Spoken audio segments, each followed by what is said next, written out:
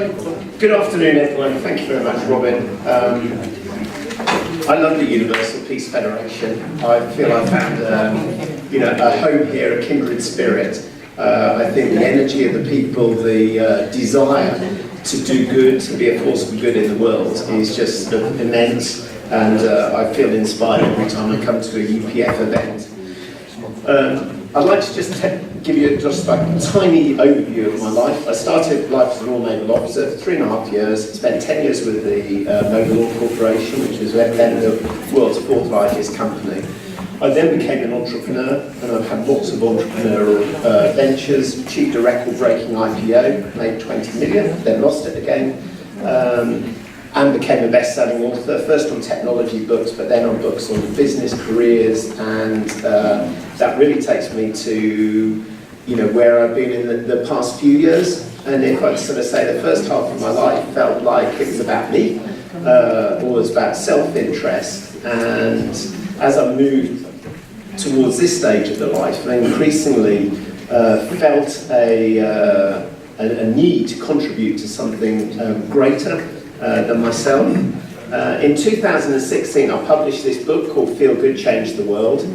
And when I wrote this book, it really felt like I had to write it, almost to the point that even though I put the pen to the paper, it felt like the message wasn't coming from me, it was coming through me. But it was a very important message that I felt that I had to get out. I didn't know where it was coming from. But in effect, this book here really talks about the world, how I saw the world, or the message was that I just saw the world right on the a knife edge.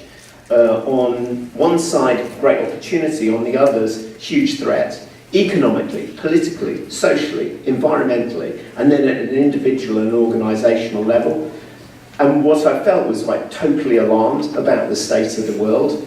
And in going through this journey of self-discovery of all these experiences, being shipwrecked in the middle of the Atlantic, I realised that what I have is like a vision that's almost ahead of where people are. And I discovered that I was a pioneer. So in this book, the conclusion was that we need more wisdom, love, imagination in the world, and that we need to focus on making a difference, being happy, fulfilled, and that we need to sort of connect with who we are. 2 years after writing this book, I felt this other compulsion to write this other book that's called Pioneering Leadership in Uncharted Waters, the most powerful strategy on earth. This book very much dealt with that book, and what I realised that with this world on this knife edge between great opportunities and great threats, that actually we needed new ways of seeing the world, new ways of thinking. We needed to do new things to change the status quo. When I wrote this book here, it was endorsed by Lord Price, who used to be the managing director of Waitrose John Lewis Partnership. And when he did his endorsement, he talked about the 4th Industrial Revolution. Well, I'd never heard of the 4th Industrial Revolution. Babaker talked about it. I discovered that there's a guy called Professor Klaus Schwab, who's the head of an organisation called the World Economic Forum. A lot of you might know him through Davos. People often associate him with the global elite. He's connected to Trump, Modi, Xi Jinping, all the world leaders. The members of this World Economic Forum are the top 1,000 companies in the world that I think they've all got to be over £1 billion turnover.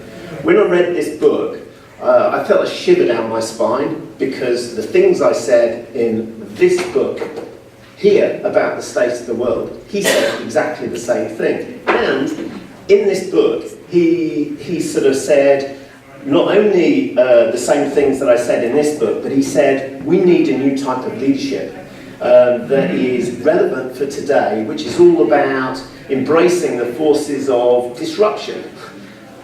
Hence this book here.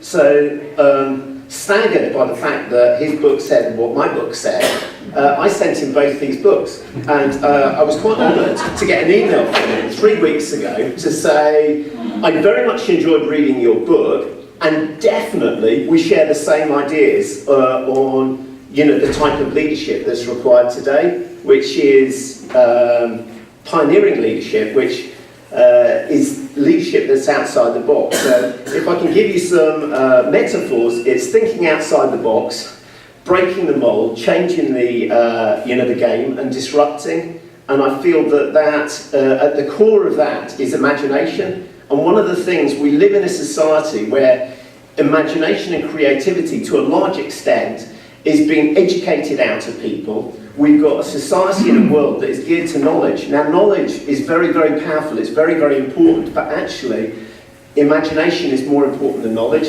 according to Einstein. So now I just feel that my life is dedicated towards making the difference and sharing the things that I've learned. If any of you are interested in pioneering leadership and how you can think outside the box, how you can apply it, because everything that I've heard about today, all these challenges, it's imagination we need, it's creativity, it's rethinking, reimagining, and contact me afterwards if that's something of interest to you. But thank you for your time, and thank you, Rob.